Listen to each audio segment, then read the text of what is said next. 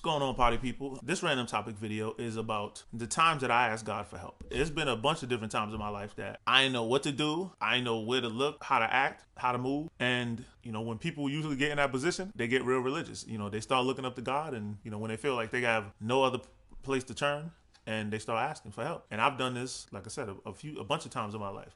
One time I remember is when I was younger. I might have been like 7, 8 years old, around there. I don't know if I don't know. I think I had stolen something or something like that. Or I did something bad. I don't remember. I was a very mischievous kid. I wouldn't say bad. I wouldn't, just very mischievous and always looking for something to get into. And I had done something, and my mom called and like, when I get home, I'm gonna tear that ass up. I mean, I used to get whoopings all the time because I was always into something. So I was scared like a motherfucker. I was like, damn. So I didn't know what to do. I'm scared. So I looked up to God. I was like, God, please let my mom forget.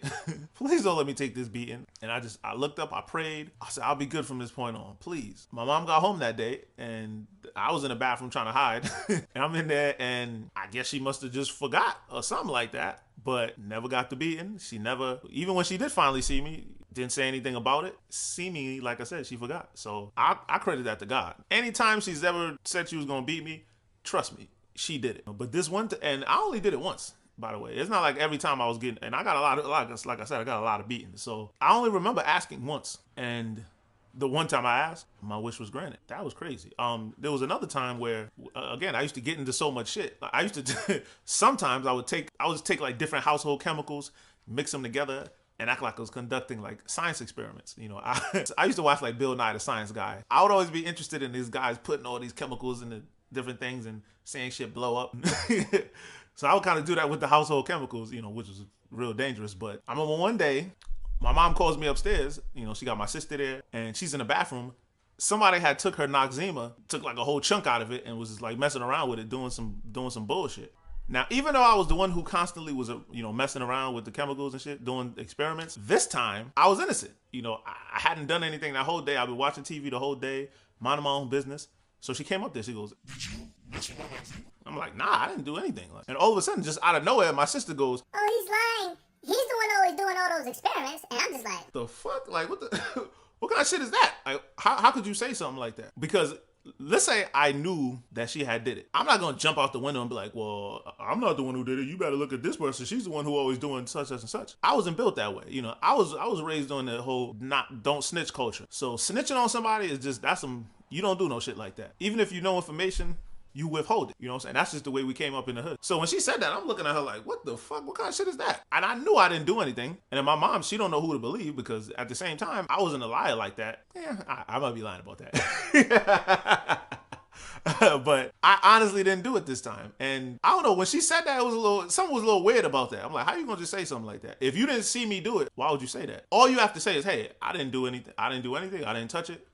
That's all you gotta say. For you to just throw me under the bus like that, well, he's the one always doing this, that was real fishy to me. So my mom, she didn't know who to believe. So she decided to whoop the both of us. I didn't call up to God that time, but out of all the whoopings I've ever gotten, that one didn't even hurt, which was weird to me, And it's not like she wasn't trying, It's not like an effort. It just really just didn't hurt. I can credit that up to God again, that God knew I was innocent. He took away the pain of that beating. Some people may say, maybe my mom. I think sometimes, maybe, did my mom know? Or maybe know I wasn't, or did she just not hit us as hard as she did? I don't know. And I'm sitting, I get the beating, and this shit didn't even hurt. And I'm just like, oh, this shit don't even hurt. So it was whatever. Another time, this is around the whole time this whole Illuminati scare. So this is around like 2009, 2010. Everybody talk about the Illuminati.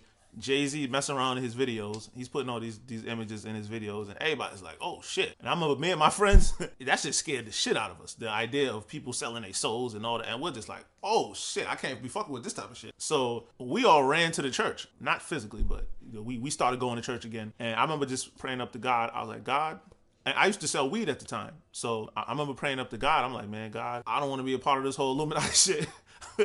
I deleted all my Jay-Z albums off my computer. I talked up to God and said, God, please, if you get me a job, I'm gonna stop selling weed. I'm gonna get on the right path. I'm not gonna listen to none of these devil worshiping rappers no more.